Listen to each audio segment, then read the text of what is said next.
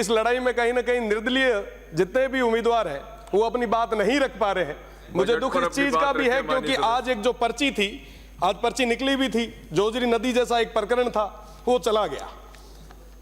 कई सारी पर्चियां हैं। तो मैं निवेदन करना चाहूंगा कि ऐसे गतिरोध तोड़ें।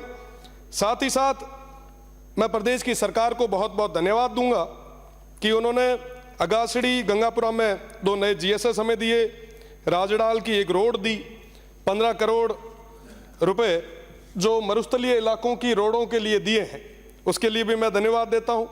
मुख्यमंत्री जी ने एक नया थार सीमा क्षेत्र विकास कार्यक्रम और साथ ही साथ डेजर्ट एडवेंचर टूरिज्म को इंट्रोड्यूस करवाया है, मैं इसके लिए धन्यवाद देना चाहता हूं। साथ ही साथ रामदेव जन्मस्थली कश्मीर के लिए जीर्णोद्वार के लिए विशेष पैकेज जो दिया है उसके लिए धन्यवाद। साथ ही साथ कई सारी और भी चीजें हैं, उन तमाम चीजों के लिए मैं बहुत बहुत धन्यवाद देना चाहता हूं। पर कई सारी चीजें आज भी छूट रही है, जिसमें एक बहुत बड़ी मांग जो पश्चिमी राजस्थान की रही है। बाकासर के अंदर एक ड्राई पोर्ट बनना था, चोटन से आने वाले हमारे सदस्य भी यही हैं, काफी लंबे समय से ये भी मांग कर रहे हैं। अगर वो ड्राई पोर्ट बनता है तो उस क्षेत्र की जनता को और वहां के युवाओं को कई सारे नए रोजगार के अवसर मिल सकते हैं। तो मेरा निवेदन कि इस बारे में सोचा जाए। साथ ही साथ ERCP के तर्ज पर WRCP की मांग काफी लंबे समय से चली आ रही है। वेस्टर्न राजस्थान के तमाम जो भी माननीय सदस्य यहां पे आ रहे हैं, उन्होंने सभी ने, चाहे पक्ष के हो चाहे विपक्ष के हो, सभी ने ये मांग रखी ताकि वो वेस्टर्न राजस्थान हरा भरा हो सके। साथ ही साथ पानी, बिजली, शिक्षा, चिकित्सा, सड़क और तमाम चीजें जिनके बारे में कई कई चीजें आई भी है। पर माननीय सभापति महोदय, वेस्टर्न राजस्थान बहुत बड़ा क्षेत्र है। मुझे लगता है जो चीजें, जो घोषणाएं होनी चाहिए थी, पूरे तरीके से अभी तक नहीं हो पाई। पानी हमारी बहुत बड़ी समस्या है। आने वाले गर्मियों के दिनों में पानी की स्थिति और खराब होती जाएगी। मेरा निवेदन है, क्योंकि यहाँ पे माननीय मंत्री जी भी विराज रहे हैं, निवेदन है कि 10 हैंडपंप और 5 ट्यूबवेल से लगभग 610 गांवों में पानी पहुंचाना तकरीबन असंभव है। मेरा निवेदन आपसे कि वेस्टर्न राजस्थान के लिए, उस थार के लिए एक विशेष योजना आप सब बनाएं। साथ ही साथ बिजली की अगर मैं बात करूं तो वर्तमान स्थिति भी बिजली के क्षेत्र में काफी उतार चढ़ाव वाली चल रही है। आज भी उन किसानों को बिजली पूरे तरीके से नहीं मिल पा रही है। 6 घंटों की बात हम कर रहे हैं, पर बड़े दुख के साथ कहना पड़ रहा है, पश्चिमी राजस्थान जो पूरे राजस्थान को कहीं ना कहीं जो बिजली देने में समर्थ है, आज दिया तले अंधेरा की स्थिति हो चुकी है। हमारे उन किसान भाइयों को पूरे तरीके से बिजली नहीं मिल रही। साहब, कृषि कनेक्शन की हम बात कर रहे हैं, हम कह रहे हैं कि साहब हम अभी खूब सारे कृषि कनेक्शन देंगे। पर माननीय सभापति महोदय, मैं आपके माध्यम से प्रदेश की सरकार से निवेदन करना चाहूंगा, 2016 से लेकर आज तक के कई सारे हमारे जो किसान हैं उनकी फाइलें पेंडिंग पड़ी है, उन्हें नए कनेक्शन नहीं मिले हैं। ये बहुत बड़ी एक चिंता की बात है।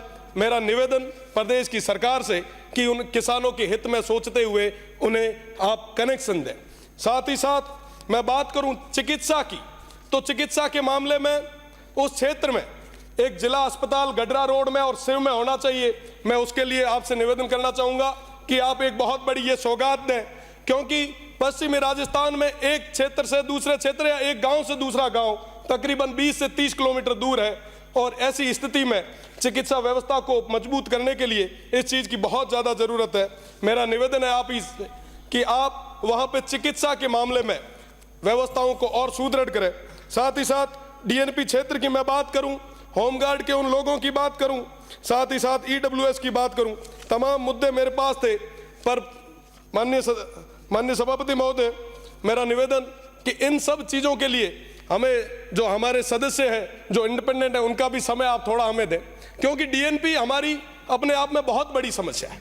DNP के अंदर लगभग 118 गांव आते हैं। इस डिजिटल युग में भी वहां पे अभी तक नेटवर्क, वहां पे अभी तक पानी, बिजली और तमाम जो मूलभूत सुविधा है वो नहीं मिल पाई है। साहब, मेरा निवेदन कि DNP की एक बार यात्रा हमारे माननीय मंत्रीगण करे, वहां की स्थितियां देखें, वाकई आपको लगेगा कि साहब ये बहुत पीछे है।